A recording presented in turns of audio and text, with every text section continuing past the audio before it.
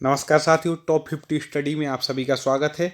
दोस्तों, पिछला जो ओएमपी टेट वर्ग 3 का पेपर हुआ था, ठीक है, वह किस सन में हुआ था? 2011 में। उसके बाद कोई पेपर नहीं हुआ। 2011 का जो पूरा पेपर था भाई, हम आप तक उसके 30 प्रश्न लाए हैं। अब देखते हैं आपको 30 में से कितने प्रश्नों के उत्तर बनते हैं। आपको कमेंट में उत्तर देना है, हम भी आपको उत्तर बताते जाएंगे।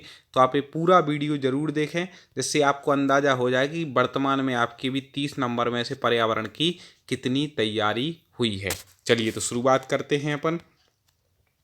इनमें से कौन सा पत्तन मतलब बंदरगाह पूर्वी तट पर स्थित है, जो अंतःस्थलीय तथा अधिकतम गहराई का पत्तन है तथा पूर्ण सुरक्षित है? वह कौन सा बंदरगाह है आपको बतलाना है। आप कमेंट में उत्तर दे सकते हैं, तो मैं आपको बता दूंगा वह है विशाखापट्टनम। वह कौन सा बंदरगाह है? विशाखापट्टनम।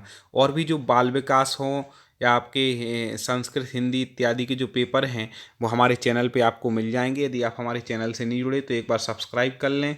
जो पेपर आपको डल चुके हैं वो आप प्ले लिस्ट में जाकर के चैनल की देख सकते हैं, और जो पेपर अभी नहीं डले तो वो 1-2 दिन में अपलोड हो जाएंगे। इसलिए आप सब्सक्राइब कर लेंगे तो आपको, और बेल आइकन को दबा लेंगे तो आपका नोटिफिकेशन आ जाएगा, जिससे आपको सारे जो आपके विषय हैं, पांचों विषय के आपको पेपर पता चल जाएंगे, अंदाज़ा हो जाए किस प्रकार के प्रश्न पूछे जाते हैं। अभी हम आपको पूरे इसमें एक चार्ट उससे बता देंगे किस प्रकार से प्रश्न इस बार पूछे जाने की पूरी उम्मीद है। इसलिए इस वीडियो को आप पूरा देखें, आपके लिए बहुत ही उपयोगी होने वाला है वीडियो, ठीक है।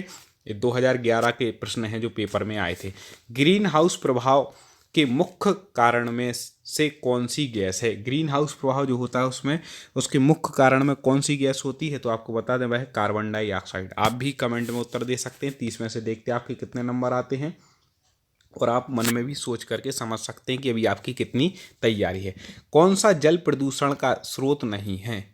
तो आपको बता दें, ये 4 प्रकार के कचरा दिए हैं, तो आपको बता दें कि जल प्रदूषण का स्रोत नहीं, जिस कारण से जल का प्रदूषण नहीं होता, तो वह है कृषि से प्राप्त कचरा। इससे नहीं होता। रेडियो एक्टिव के कचरे से होता है जल प्रदूषण, औद्योगिक और खानों से प्राप्त कचरे से होता है, ठीक है। अगला देखें, भारत में बाढ़ की चेतावनी कौन देता है? तो ऐसे क्वेश्चनों में लोग क्या है, उपर्युक्त सभी लगा के आ जाते हैं, जो इसका उत्तर है नहीं, गलत है। कई लोग गलत करके आए थे पिछली बार। मैंने भी पिछली बार 2011 का पेपर दिया था, आपको बताऊं। तो भारत में बाढ़ की चेतावनी कौन देता है? तो वह देता है केंद्रीय जल आयोग। भारत में बाढ़ की चेतावनी कौन देता है? वह देता है केंद्रीय जल आयोग। यदि आप वर्ग 3 की तैयारी कर रहे हैं तो हमारे चैनल को सब्सक्राइब जरूर कर लें। आपको पूरी सिलेबस के अनुसार एक एक वीडियो हम आप तक लेकर के आए हैं। कुछ वीडियो हमारे चैनल पर डल चुके हैं, कुछ क्लासें लगातार आप तक शुरू होंगी। इसलिए एक बार सब्सक्राइब कर लें, बेल आइकन को दबा लें, और आप हमारे चैनल की प्ले लिस्ट में जाकर के वीडियो देख सकते हैं। आप हमसे जुड़ जाएं, पूरी तैयारी हम आपको कराएंगे। ग्राम ग्राम पंचायत क्या कार्य करती है? तो ग्राम पंचायत क्या क्या कार्य करती है? देखिए, पानी के स्रोतों का रखरखाव, हाँ ये काम करती है। विद्यालय का निर्माण, ये भी करती है। गरीबी रेखा से नीचे के लोगों की सूची बनाना, ये भी काम करती है। तो इसका उपयोग सभी हो जाएगा, ठीक है। अगला देखें, निम्नलिखित में से कौन सी आपदा पर्यावरणीय ह्रास के कारण उत्पन्न होती है? पर्यावरणीय ह्रास के कारण से इनमें से कौन सी आपदा होती है? भूस्खलन बिल्कुल पर्यावरण के कारण होता है। बाढ़ एवं सूखा, ये भी पर्यावरणीय ह्रास के कारण। वनों की आग, ये भी। तो उपर्युक्त सभी इसका भी हो जाएगा, ठीक है। वो प्रश्न है जो पूछे गए थे, इससे अपन अंदाजा लगाएंगे इस बार कैसे प्रश्न पूछे जाएंगे। अगला देखें, इंदिरा गांधी नहर परियोजना का लाभ किस राज्य को मिल रहा है? तो इंदिरा गांधी नहर परियोजना का लाभ राजस्थान को मिल रहा है। किसको मिल रहा है? राजस्थान को, ठीक है। एक एक एक परियोजना मतलब पूछी जा सकती है, इससे आप लगते हैं। अगला देखें, जल जनित बीमारी का एक उदाहरण है। इनमें से जल जनित बीमारी कौन सी है? जल से जो उत्पन्न होती है वह है डायरिया, ठीक है। इनमें से कौन सी है? डायरिया। तो ऐसे महत्वपूर्ण प्रश्न हैं, और आगे हम और प्रश्नों पर चर्चा करते हैं। अगला देखें, पर्यावरणीय शिक्षा का उद्देश्य है। पर्यावरणीय शिक्षा का उद्देश्य क्या है आपको बतलाना है ऑप्शन में से। तो आपको बता दें, पर्यावरण की सुरक्षा एवं संरक्षण। पर्यावरणीय शिक्षा का उद्देश्य क्या है? पर्यावरण की सुरक्षा हो और पर्यावरण का संरक्षण हो, इसी उद्देश्य से पर्यावरण की शिक्षा दी जाती है। अगला, चलिए आगे आ जाते हैं हम। निम्नलिखित में से प्रतियोगिताओं में किसका संबंध पर्यावरण के प्रति जागरूकता बढ़ाने से? निम्नलिखित प्रतियोगिताओं में से किसका, कौन सी ऐसी प्रतियोगिता है जिससे पर्यावरण के प्रति जागरूकता आती है? तो आपको पता है, पर्यावरण प्रदर्शनियाँ लगती रहती हैं। कई प्रकार की प्रदर्शनियों के माध्यम से पर्यावरण के प्रति जागरूकता लाते हैं। अगला वेरी मोस्ट प्रश्न जो हमने हर पर्यावरण जिसमें पूछी जाती है उसे एग्जाम में देखा है, पर्यावरण दिवस प्रतिदिन किस दिन मनाया जाता है, तो वह 5 जून की डेट याद रख लें। इस दिन क्या मनाया जाता है, विश्व पर्यावरण दिवस मनाया जाता है विश्व स्तर पर, ठीक है। और इसकी अलग अलग हर वर्ष की थीम रहती है, तो आपको वो भी थीम को याद रखना है, ठीक है।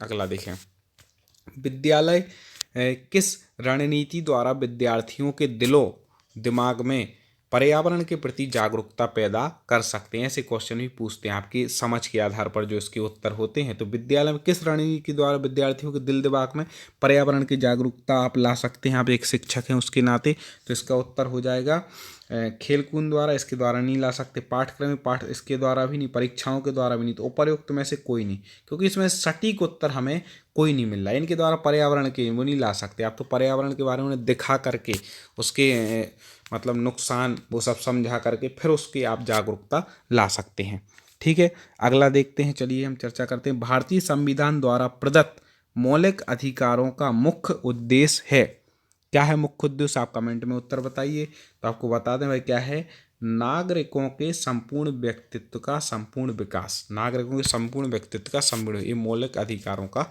उद्देश्य है। ऐसे ही क्वेश्चन आगे ही पूछे जा सकते हैं पेपर में 2020 के में, जिसकी हम सब तैयारी कर रहे हैं।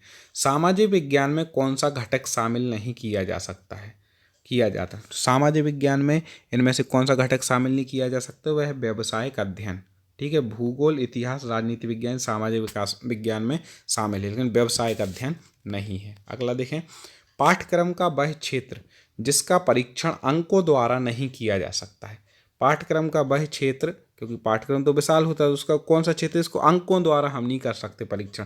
जैसे आप हिंदी वगैरह पढ़ाते हैं उनका तो ले लेते, हिंदी गणित का अंकों द्वारा, किसका नहीं ले सकते, स्वास्थ्य का, इसका अंकों द्वारा नहीं हो सकता, योग का, संगीत का, तो उपर्युक्त सभी इसका उत्तर बिल्कुल सही हो जाएगा। यदि आपको क्वेश्चन अच्छे लग रहे हैं और हमारी बात समझ में आ रही हो तो एक बार लाइक कर दें आप हमारे वीडियो को, और मेरा निवेदन इसकी लिंक को आप ज़्यादा से ज़्यादा लोगों तक शेयर करें। निम्नलिखित में से कौन सी पर्यावरण की समस्या नहीं है, तो आपको बता दें इनमें से जल की बर्बादी, ये पर्यावरण की समस्या नहीं है। जल का संरक्षण तो ये समस्या है, बचा के रखना है, वनों का विनाश भी है, भूमि अपरदन भी है, तो जल की बर्बादी नहीं है। इनमें से कौन सा पर्यावरण की शिक्षा का सिद्धांत नहीं है, ठीक है। 137 नंबर प्रश्न का उत्तर, तो यह क्या हो जाएगा, पर्यावरण शिक्षा जीवन पर्यंत नहीं देनी, ये सिद्धांत नहीं है भैया, जीवन पर्यंत देनी चाहिए, ठीक है। तो कौन कौन से सिद्धांत है, पर्यावरण की शिक्षा में सबको शामिल किया जाए, बिल्कुल करना चाहिए। पर्यावरण शिक्षा संपूर्ण विकास एवं समग्र के लिए होनी चाहिए, बिल्कुल होनी चाहिए। पर्यावरण शिक्षा सामाजिक एवं आर्थिक उद्देश्य तथा सभी को प्राथमिकता देने के साथ सद्भावनापूर्ण होनी चाहिए, तो इस प्रकार से ये होना चाहिए। चलिए और प्रश्न देखते हैं, पूरे 30 प्रश्न हमें इस वीडियो में देखना है, ठीक है। हो सकता है इन्हीं में से कोई प्रश्न आ जाए, किस्मत है, इसलिए आप इसको वीडियो को पूरा जरूर देखें, ठीक है। और चैनल से आप हमारे जुड़ना चाहते हो सब्सक्राइब पर क्लिक कर दें, और प्ले लिस्ट में जाकर के चैनल पर सेलेक्ट करके आप और भी पेपर देख सकते हैं। नीली क्रांति संबंधित है, नीली क्रांति किससे संबंधित है, तो आपको बता दें नीली क्रांति मत्स्य उत्पादन से संबंधित है। नीली क्रांति किससे संबंधित है, मत्स्य उत्पादन से संबंधित है। भारत का जो स्थान है वह 8वां स्थान मत्स्य के उत्पादन में आता है, ये भी आप याद रख लीजिएगा। इनमें से कौन सा मानवीय पर्यावरण का घटक नहीं है, जो मानवीय पर्यावरण का है, देखो कौन सा घटक नहीं है, धर्म, समुदाय, परिवार, 3 तो है, भूमि नहीं है, मानवीय, भूमि से मानवीय का कोई नहीं, तो मानवीय पर्यावरण का घटक, पर्यावरण की घटक तो है भूमि, मानवीय पर्यावरण की नहीं है, ठीक है। द्रवित मैग्ना से बने शैल चट्टान को कहते हैं, द्रवित मैग्ना से जो शैल चट्टान बनते हैं तो आपको बता दें कि उनको आग्नेय चट्टान कहते हैं। क्यों, क्योंकि जो जमीन के अंदर से निकलने वाले पिघल करके जो द्रवित मैग्ना से बनती है, ठीक है, जमीन के पृथ्वी के अंदर से निकलने वाले पिघले जो द्रवित मैग्ना होते हैं ना, उससे आग्नेय चट्टानें बनती हैं, जिन्हें क्या प्लूटोनिक भी कहा जाता है। और भी चट्टानें जैसे ग्रेनाइट, सिग्नाइट, बेसाल्ट, ये सब चट्टानें उसी से बनती हैं। अगला देखें, निम्नलिखित में से कौन सी गैस हमें सूर्य की हानिकारक किरणों से बचाती, वेरी वेरी IMP है, तो वह कौन सी है, ओजोन गैस, जिसको आप ओजोन परत बोलते हैं ना, तो ओजोन गैस क्या सूर्य की जो हानिकारक किरणें हैं उससे हमें बचाती है। अगला देखें, जब वृष्टि तरल रूप में पृथ्वी पर आती है तो उसे क्या कहते हैं? जब वृष्टि तरल रूप में पृथ्वी पर आती है तो उसको क्या कहते हैं? वर्षा। ठीक है, वृष्टि मतलब ही क्या होता है? वर्षा ही होता है, तरल रूप में गिरती है कि नहीं बूंदें, तो इस प्रकार से वर्षा। कांटेदार झाड़ियाँ मिलती हैं। ठीक है, कांटेदार झाड़ियाँ कहाँ पर मिलती हैं वो आपको बतलाना है। ठीक है, 4 ऑप्शन हैं, आप भी कमेंट में इसका उत्तर दे सकते हैं। कांटेदार झाड़ियाँ कहाँ पर मिलती हैं? तो आपको बता दें, गर्म एवं शुष्क रेगिस्तानी जलवायु में कांटेदार झाड़ियाँ मिलती हैं। अगला देखें, सुनहरा रेशा से अभिप्राय है। सुनहरा रेशा से अभिप्राय क्या है? पटसन या जूट से है। ठीक है, इस प्रकार के क्वेश्चन पूछे जाते हैं, वो पूछे और भी आगे हम चर्चा करें। मेरा निवेदन पुनः होगा, सब्सक्राइब पर क्लिक कर लें और वीडियो को पूरा देखें और इसकी चैनल की लिंक को आप लोगों तक शेयर जरूर करते जाएं।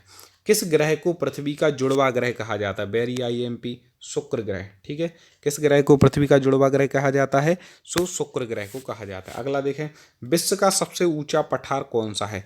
तो आपको बता देंगे जो विश्व का सबसे जो ऊंचा पठार है तो वह तिब्बत का पठार है। ठीक है, कि कौन है? तिब्बत का पठार 5000 मीटर ऊंचा है। कितना है ये? 5000 मीटर ऊंचा है। पूरी वर्ग 3 की तैयारी हम सिलेबस के अनुसार आपको करा रहे हैं, इसलिए मेरा निवेदन है कि आप हमारे चैनल से जुड़ जाएं और हमारे चैनल की प्लेलिस्ट में जाकर के आप देख भी सकते हैं। बाल विकास हो, चाहे संस्कृत हो, चाहे हिंदी हो, सारी तैयारी हम आपको करा रहे हैं, पर्यावरण इत्यादि की। इसलिए आप हमारे चैनल से जुड़ जाएं। कोई भी आप टेट की तैयारी करें तो हमारा चैनल आपके लिए बेस्ट साबित होगा। सारे आपको मटेरियल उसमें दिए जाएंगे। मानव जनित आपदा का एक उदाहरण है। मानव जनित आपदा का एक उदाहरण क्या है? तो वह है रासायनिक आपदा, जो कि बढ़ती जा रही है। ठीक है ना, रासायनिक आपदा मानव जनित आपदा है ये, क्योंकि भूकंप, सुनामी, भूस्खलन ये तो प्राकृतिक में आ गई, तो मानव जनित कौन सी हो जाएगी? रासायनिक। सौर ऊर्जा एक खाली स्थान है, ये नवीकरणीय संसाधन है। ठीक है, नवीकरणीय संसाधन, नवीन उत्पन्न हुआ है ये सौर ऊर्जा। अगला देखें, इनमें से किस राज्य में काली मिट्टी पाई जाती है? तो आपको बता दें, काली मिट्टी कहाँ पर पाई जाती है? गुजरात में। कहाँ पाई जाती है? गुजरात में। निम्नलिखित में से कौन सा उद्योग दूरभाष, कंप्यूटर आदि संयंत्र निर्मित करता है? तो बता दें, इलेक्ट्रॉनिक उद्योग है जो दूरभाष, कंप्यूटर आदि जो यंत्र हैं उनको निर्मित करता है। हमें उम्मीद है आपको हमारे वीडियो पसंद आया होगा। 2011 का हमने पेपर देखा, और भी सब्जेक्ट के यदि आपने भाषा 1 में हिंदी या संस्कृत चुनी है तो हम आपको पूरी तैयारी संस्कृत की और हिंदी की करा रहे हैं। इसलिए मेरा निवेदन है कि आप हमारे चैनल से जुड़ जाएं, एक बार सब्सक्राइब पर क्लिक करके बेल आइकन को दबा लें, जैसे अगला वीडियो आए तो आप तक पहुंच जाए। चलिए, तो पुनः हम अगले वीडियो के साथ आपसे मिलेंगे और इसी तरह आप तैयारी करते रहें। हमारी ढेरों सारी शुभकामनाएं आपके साथ हैं। जय हिंद।